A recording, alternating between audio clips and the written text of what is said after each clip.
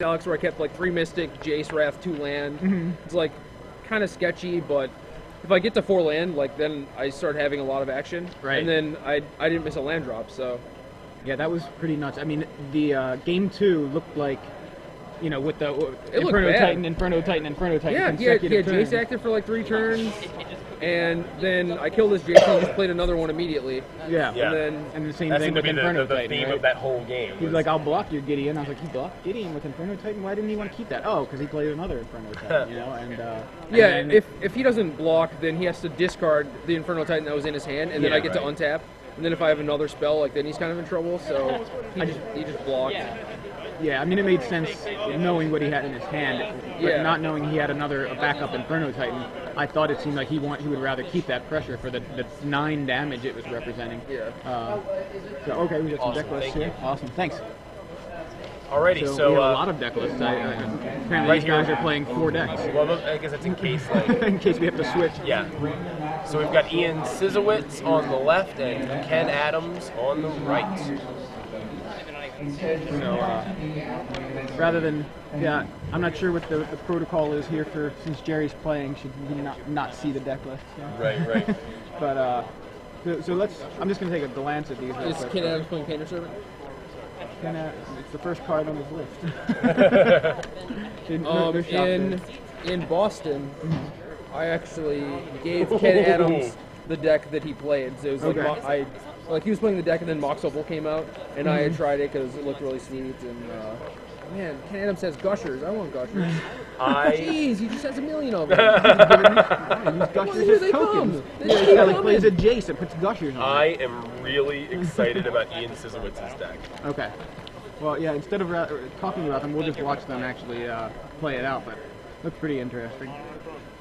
Yeah, so I'm like, Ken, you should play Artifact Lands and Mox Opals and a lot of Sensei's Divining Tops and stuff.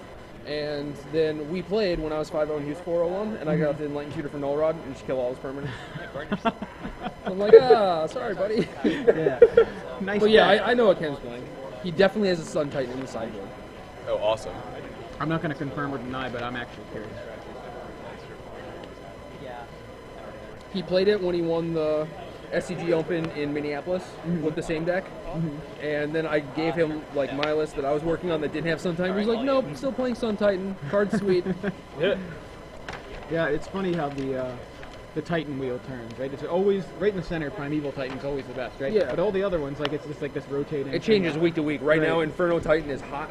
Yeah. Card is insane right now. Yeah, and you know, where's Grave Titan? I didn't see one all day yesterday. Yeah. Nobody's playing Grave Titan. That was the Card's last. too right? slow. Pro Right. black swords everywhere. And then you know, Frost Titan can't even tap down sort of body and mind, you know, on a Hawk. And Sun Titan really has not really seen, like, it barely surfaced. You know what I mean? Kind of like Sun Titan's always been the one that seems like it's good, and it is good. Well, we but got it some action doesn't- here. It doesn't have as much. Ken Adams' hand is kind of slow.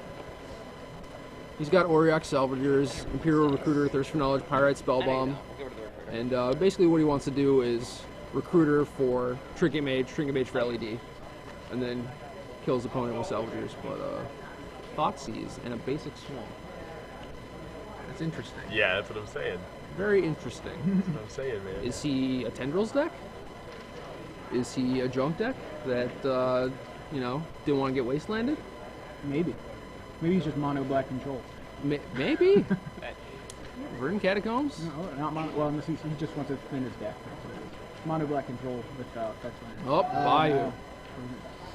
Got the green. Does he go turn to Priest of Titania?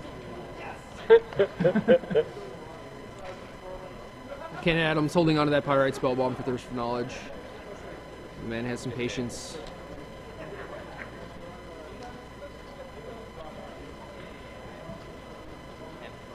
Hemu. That is one of the most difficult cards to play against in Legacy. So backbreaking. One of those matchups at Indy, I want to say, was it Posgay that got him in game Him one? first, and he got his his 2 two lands. and then him again on the third turn, and like Bosque just sat there ripping nothing, and no land, missing every land drop. Never actually like hit a land drop, I think, until way late in the game. But I guess him I win isn't a phrase for nothing, you know. It's not. Although it's been a long time since that's been the case in any sort of standard. it was really exciting to see someone do that. Yeah, Pretty great. So, still with the him on the stack, Adams is Brainstorming for a cracks a response fetch, here. gets an island, brainstorms, decides to save a couple cards. What do I want to not discard here? He hit a Trinket Mage too, which is pretty insane. Because that's what he wanted the recruiter for, right? I mean, Yeah. And he lost the recruiter to a Thoughtseize. So Ken Adams is definitely thinking, like, how can I set up my combo right now? What do I have to hide from this him?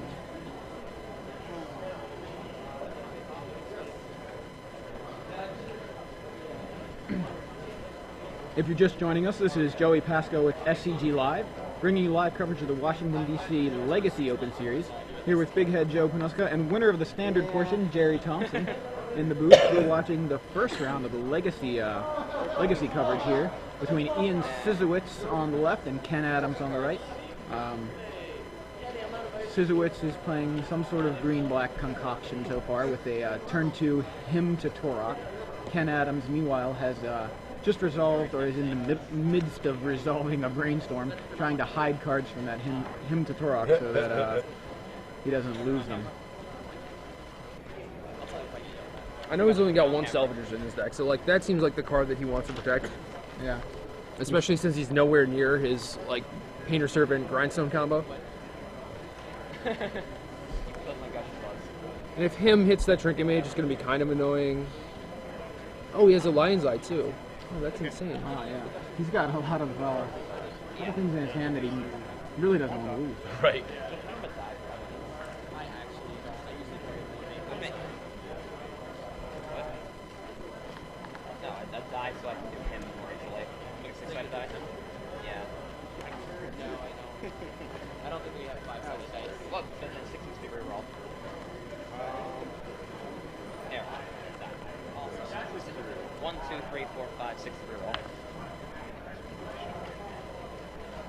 There's the Trinket Mage.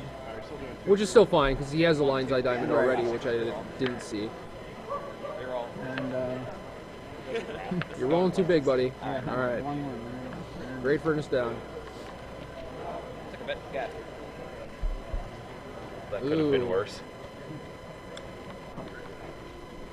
It's tough, actually. That was his. He's not going to make a land drop this turn, but That's true. he has a Mox Opal that's going to be active.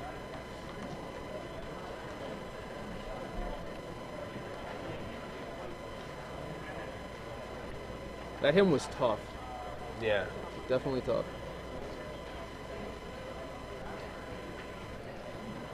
Well, it's a good card. I mean, it's never Yeah. taking 2 cards at random for 2 mana is never a weak play. Shocker draw card. Seems good. We've got a Pyrite Spellbomb, a Lion's Eye Diamond, and a Mox Opal all coming down.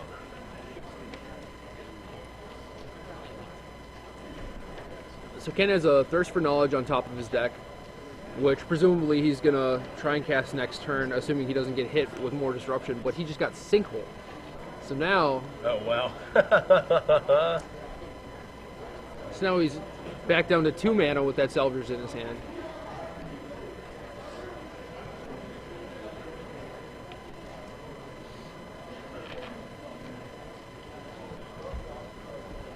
Sinkhole is definitely a card we haven't seen in a while. Yeah.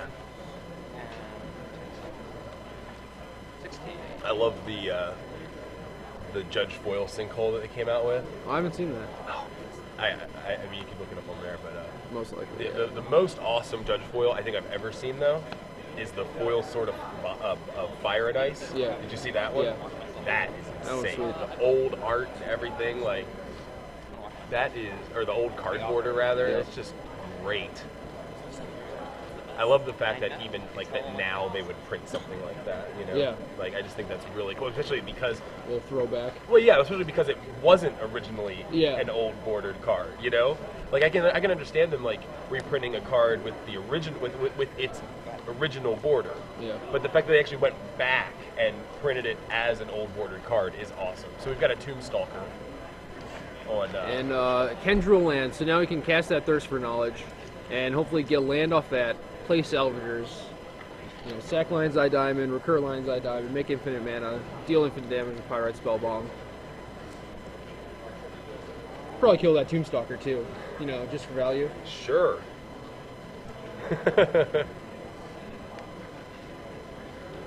And at that point, he can pretty much shoot himself once or twice. Too, Yeah, just yeah, for, might as well. For the heck of it. I mean, you're infinite. You can do it as many times as you want. Yeah. Oh. Just make sure you. Oh well. Lion's Eye Diamond's getting pulsed, Well, that- which is tough because it knocks off his Mox Opal, yeah. and he's gonna need to untap with that Salvagers in play. So if Ian has any removal like Snuff Out, Diabolic Edicts, something similar to those, which is pretty likely for him to play, then it's gonna be crippling. tough. Ken Adams just getting like hit in the head every single turn, you know, like Yeah. Nazis, him, pulse your mana source. Like I said, I'm really excited about Ian's Sinkhole list. too. Ian's deck just I don't know, just screams like my style of cards. You know what I Yeah. mean? It's just the kind of stuff I like to see. So I don't, in terms of like legacy conventions, I don't know if it's a very conventional list. And it's something you see around a lot, or Every legacy tournament, there's usually like one or two people that just want to play Suicide Black type deck, you know? yeah.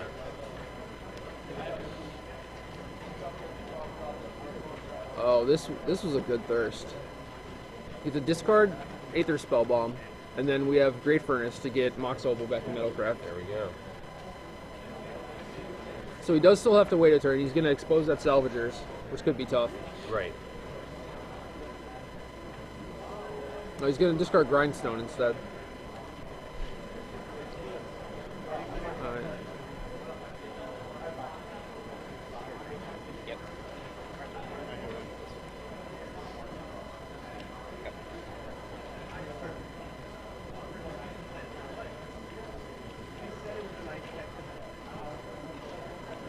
So we just drew a Scalding Tarn.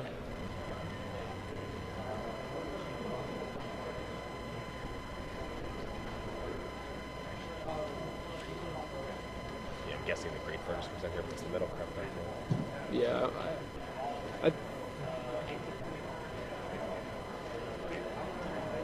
I think he has to cast Salvagers this Yeah. turn and just hope he doesn't have anything. It seems far more likely that he's going to draw a discard spell than like have a removal spell. I don't know. Oh, but he can play Aether Spellbomb next turn have 5 mana and then bounce his Salvagers if he has a removal spell. There you go. So Yeah. that's Okay. what Ken's thinking. He's being a little more conservative, but that seems like the right thing. If Ian draws like a Hymn or a Thoughtseize or something, that's trouble. Well, that could be a problem.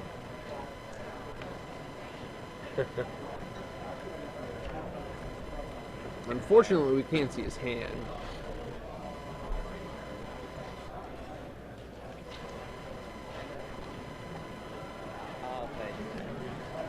Ooh, that's a Jit, which doesn't do too much right now. Yes.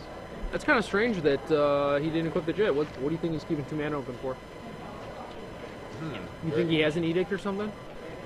It's possible, or maybe he's just representing it. I don't know. Oh, Ken Adams says Ancient Tomb. So now he has 6 mana. You can play Salvagers and try and combo with Lion's Eye Diamond. But as patient as he's been, it seems like he's more than willing to wait until he can untap with Aether Spellbomb, but that might not even... Oh, he's at 5 life? Yeah, he definitely just has to try it and go for it this turn.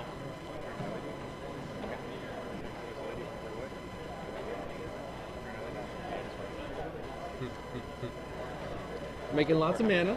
Making lots of mana. The card floating above the Salvager represents the making of infinite mana. really gonna make him sacrifice it as many times as he needs to.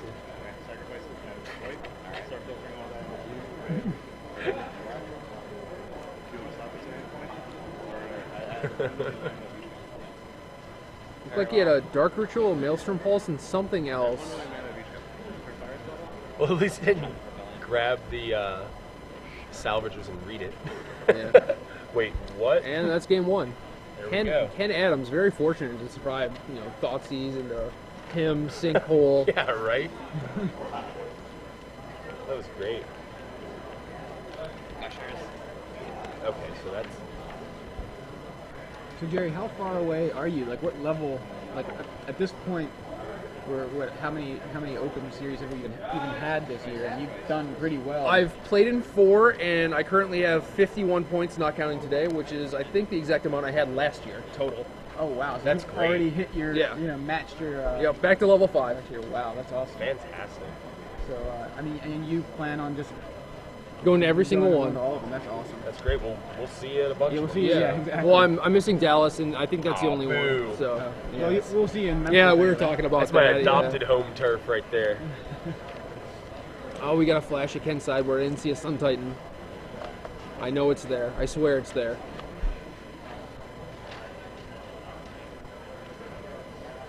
Perhaps the only man to cast Sun Titan in Legacy.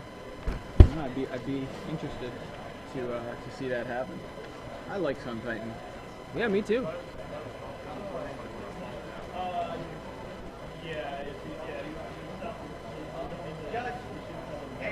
And you guys have any Metal Sentinels? I need some Metal Sentinels. No, I don't have any of the stuff on the I list. didn't I'd be bring glad anything. to lend you Let me stuff if I see, had let me- stuff. You see, I have cradles at home. I cashed in my a thought binder. seizes out. Yeah, same. Yeah, this looks really interesting. Like Glenn was talking a little bit about this list. Yeah, I think we have Chris Anderson in another feature match that's not being covered. He's playing the exact same deck as me. Yeah, it's Elf deck with, instead of Intuition for Vengemind, we have Buried Alive in the Yeah. sideboard. So, get to stick to just green, black, and white. Nice. seems really good. That sounds great. Yeah, I had fairies built for extended, and I realized I was going to be here doing these most of the time. Yeah. So I was like, I'm going to Yeah. just sell this deck because I could use the money more. So there it went. Well, what do you get on a Thoughtseize nowadays? I know it's like 30-ish or At- something, but At the time when I sold the Thought Seizes, I got $25 each for them, and that's dealer prices. That's yeah. not even. Oh, that's excellent. I know, it was ridiculous. I was just like, okay, Yeah. threw them at them. I had to. How can you? I mean, like, especially when I had the realization that I wasn't going to actually be playing in Yeah. extended PTQs or Grand Prix. I was like, okay, done, sold.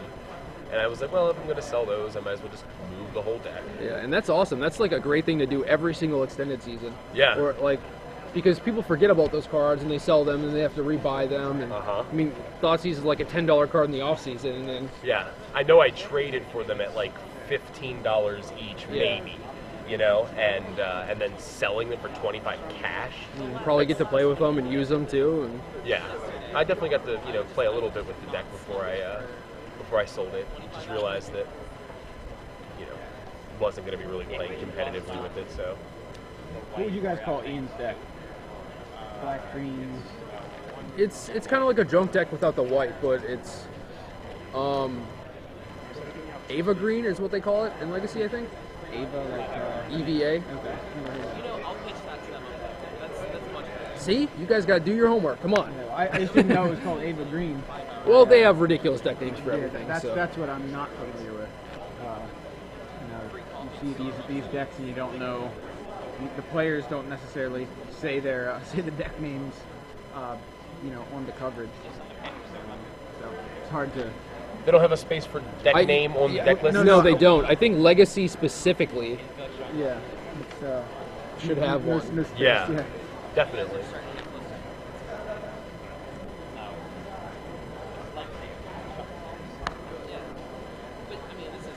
When I played in Grand Prix DC, I named my Jund deck black, red, green, mid-range aggro. Yeah. It's good. You have to come up with like an acronym for Jund that is the same thing as that, The best thing about it was that round 1 of the tournament, I sit down across from someone who listens to our podcast. I start talking to him, and he's like, "Oh, I know. I reckon." He's like, "You're from your MTG Taps." I was like, "Yeah, man. What's up?" And like they've listened to our podcast. We talked a lot. Okay, so we've got a Thoughtseize here. I'll continue this in a second. Yeah. So we've got a Thoughtseize. Yep. This is a pretty good hand for Ken. Even though he just got Thoughtseize and took the Recruiter, he still got like a Brainstorm, and he drew a fetch land. And so far, he's been pretty happy with the Mox Opals. Like, you look at this draw, he has an Artifact land, Mox Opal, Spell Bomb, Lion's Eye Diamond. Like, that thing is just a free land drop. Yeah. Yep. It's pretty sweet. And it's his only blue source for Brainstorm, too, so pretty important. Do you think 4 Mox Opals is too much in Legacy? I'm not really sure. It depends on the deck. Like, if you have some way to get rid of them, like Ken has a bunch of Thirst and Brainstorms and stuff, so it doesn't seem that bad to me because you kind of want one every single game. Like, you end up having these types of starts where Mox Opal is just insane. Right. So The value added for as long as you draw Opal with like a top Brainstorm, Thirst, something like that, then I mean, it seems like playing 4 is probably right. But in Affinity, like, even though it's insane, you don't necessarily need the mana boost. It's just kind of nice. Like, maybe it's just better to only play 3 there. Right. I mean, it kind of represents 2 mana in Affinity. Yeah, exactly. But yeah, Ken is actually only playing 3. But I was actually curious. yeah, I figured he wasn't playing 4, but I've definitely built some blue like Tezzeret decks that have 4 Mox Opal and like even Chrome Mox and Mox Diamond and stuff like that too. Right. Speaking of Tezzeret decks, KYT from Mana Deprived just sent in a tweet asking how good is Tezzeret in Affinity. So we talked a little bit about this earlier, but what's your opinion on that? That was one of the decks that I was brewing a little bit. Like, I wrote an article this week that had a bunch of Legacy brews. Most of this Elf deck was in there too, but it seems like with Opal, Springleaf Drum, like, you have a lot of mana acceleration. You can probably play it on turn 3 a decent amount of time. And it's a really good blue card, so you could probably play Force Will in your deck too, or at least in your sideboard for combo decks. So it seems awesome. Meanwhile, we have a Goyf on Ian's side of the field. With 3 card types already in the graveyard. Yep. Yeah, Ken's deck has a lot of card types. So brainstorming into some blue cards. Looks like Force of Will. Ancient Tomb. It was either a Thirst or an Aether Spellbomb. Looks like Spellbomb, I guess. Aether Spellbomb. Yeah. So he's got the Scalding Tarn to sift through these cards a little bit. And he's still doesn't have much action, but he's got another Brainstorm. Hopefully that can get him there. Tarmogoyf is 5 power. Yeah. Turn 2. Welcome to strong. Legacy. Yeah, that card. What do you think about, like, 'cause certain counterbalance decks, like, some forego the Tarmogoyf altogether, but others, that's the main creature. So what do you think about that? Like, I think it's good because it's a pseudo moat against decks like Merfolk and Goblins, where you have this guy that's bigger than all their guys and they can't attack. So it's like your Tarmogoyf is killing 3 of their cards, Yeah. And also against another blue deck or a combo deck, it allows you to function like a Merfolk deck where you just play a Tarmogoyf, put them on a quick clock, and then kind of disrupt them a little bit. You don't necessarily have to counter every single spell they play, but you just have to counter, spells that they play for 3 turns. Yeah. I really liked the interaction between the Tarmogoyfs and the Fire Spouts. Like, I think that's a really awesome, really awesome interaction. That wasn't, those weren't together. Fire Spout was with in Lorwyn Block, so they were together in Standard. I think this is officially Noyan's 4th judge call this round. Oh, are you watching from? I just keep hearing judge and looking over, and it's Noyan with his hand up. So, of course, Noyan's playing. Is he playing Dredge? I haven't heard. Noyan writes for our website. I want my MTG.com. I would be shocked if Noyan is not playing Dredge today. He plays Dredge in Standard still. I think he was sitting on my right. Yeah. And we showed each other our deck list. I think he's playing Dredge. Yeah. I know he was definitely. He had it with him. And he was, one of the things that he said is that he just wants to play Dredge in every format, regardless of whether or not the Dredge mechanic is in that format. But, okay, well, Ken Adams is getting hit with another Hymn to Turok, which forces him to blow this Brainstorm a little earlier than he probably would have liked. He would have probably preferred to untap and dig a card deeper before casting it, and he hit 2 lands, which is not that good, but then a Jace, which is definitely the card that he's going to protect. Yeah. Oh yeah. So next turn he can play Jace and bounce that Goyf. Yeah, it looks Check like the force, too. That's exactly what I was thinking. Yep, He that takes seems the about force right. and- That's Charlie looking Jakes. on intently. Oh yeah, that's one of our friends watching in the background.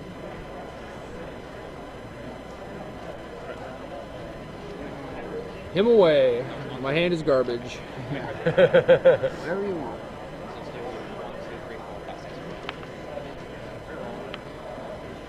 Stop being so good at die rolling. Yeah, no kidding. That works. That works. Yeah. There we go. So he got rid of the only spell that he saved in his hand, leaves him with Ancient Tomb and Island, but presumably Jace on top of his deck. And I saw a flash of an Extirpate in Ian's hand, which is good against the Salvager's combo, but not really against the Painter combo. Right. So that's why Ken's deck is so effective too. Like you just dodge hate by tutoring for different combos. Yeah, definitely. That's a really cool versatility of this deck. It seems like Yeah. you can win with the Servant Grindstone combo. What the heck's that called? Looks like Evan Irwin has already done his round. And Lion's Eye Diamond is just great with both combos too. Yeah, the Ariak Salvager's thing was sick. I think that's really awesome. Evan Irwin did win his first round. Didn't or did? Did. Did. Did Okay, win. great. We got the thumbs up. Right. So I thought I saw a thumbs up, and then I thought you said didn't. I was he like, was just what? giving me a thumbs up for fun. We assume thumbs up means he won. Yeah. And he was holding a match slip too. That's another key. Yeah, that's an exactly. Yeah, with the match exactly. slip. Hit loser, you take the match slip. Yeah, you just got crushed and go run my errand.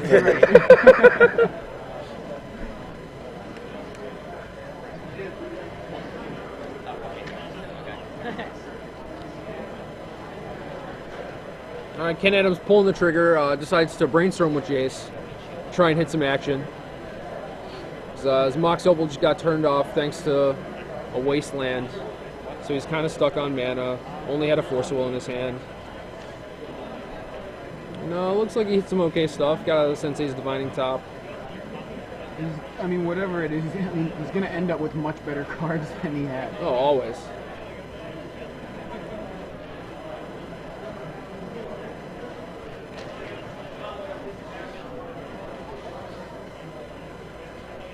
That Tarmogoyf, though, still looking pretty threatening. Yeah, definitely. Gonna kill that Jason. There's gonna be 6 power. Yeah. Pretty awesome. Yeah, we were thinking about Tarmogoyf yesterday, trying to figure out, wait a minute, how many card types are there? And I forgot Tribal. Yeah. It says so on the card. Well, we weren't looking at Tarmogoyf. We were Yeah, we thinking weren't. about Tarmogoyf. We were like, what? But we were talking about how when it was printed, there were no Planeswalkers, and you know, it kind of was. Heck, there were no one of those tribals. things. Well, yeah. Not until Lorwyn. Right. You're right. They weren't tribal either. Right.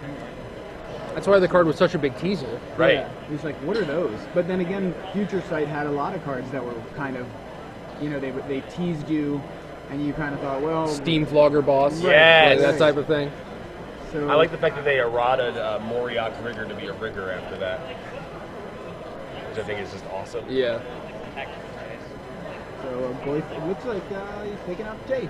What a shot! And Goyf gets big. Change that die. And Tuco Shade. Yeah.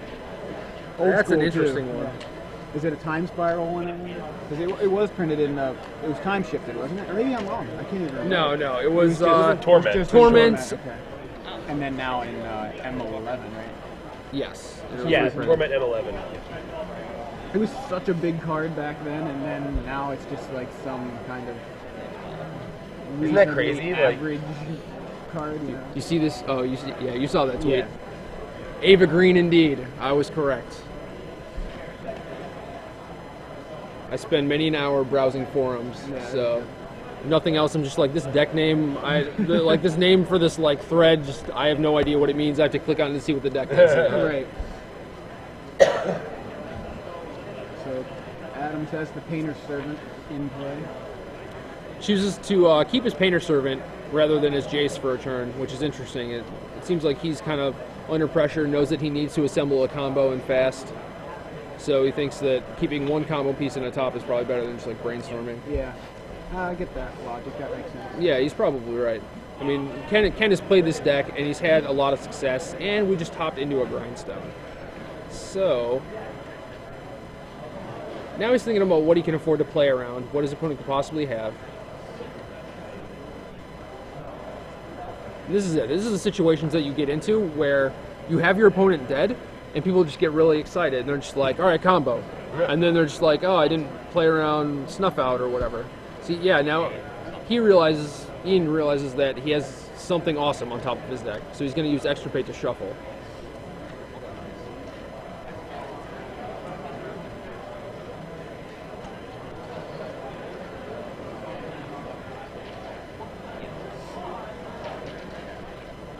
How bad did that shrink the Goy? Did it shrink it at all? Just by one, just the Planeswalker. Oh, okay. And that might be the only Jason Ken's deck. I think he had one Jason, one Sun Titan. So.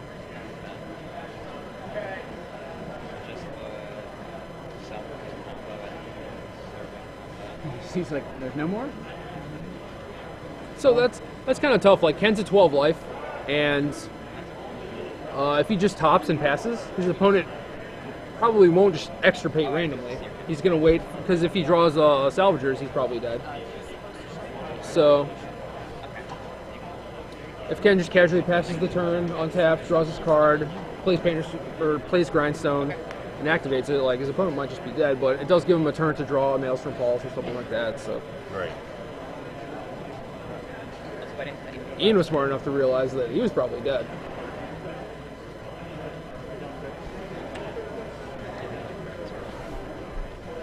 I believe Ken topped into some lands.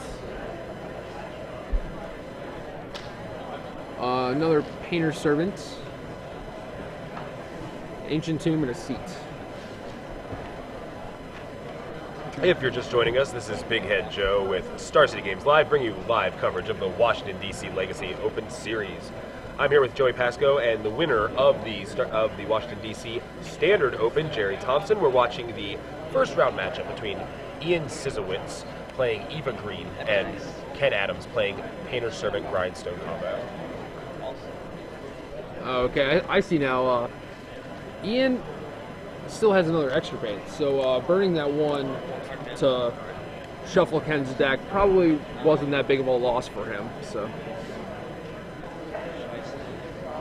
and how does he beat this 1/3? These blocking machines.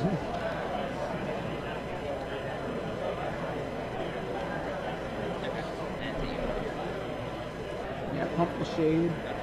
This is tough because Ken block the 5-power guy instead of potentially the 6-power guy when he's on 12 life, and Ian only pumped 3 times. So next turn, he doesn't win next turn. Yeah, because he can just block the shade and Goyf will put him to 1. Right. Or actually, he'd be at 7 now, right? Because he just took 5. Oh yeah, Goyf will put him to 2. Right, so he actually can block, he can choose, I guess. So now what are we extirpating? Those brainstorms out of there.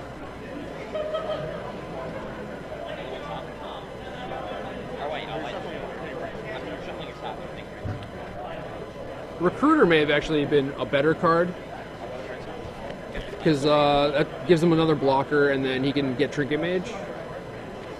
But Brainstorm lets you dig deeper, so...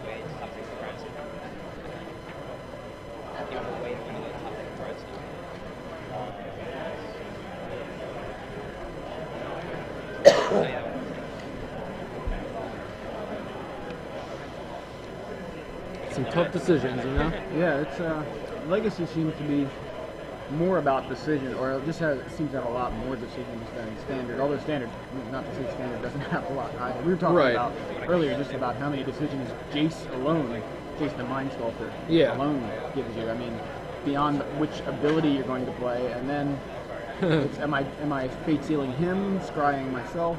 Ken just windmill slammed a Trinket Mage, and I think that's going to be game actually. Trinket, Grindstone, right? Activate Lion's Eye Diamond. Yeah, that should be it. Are you serious? Awesome. Awesome.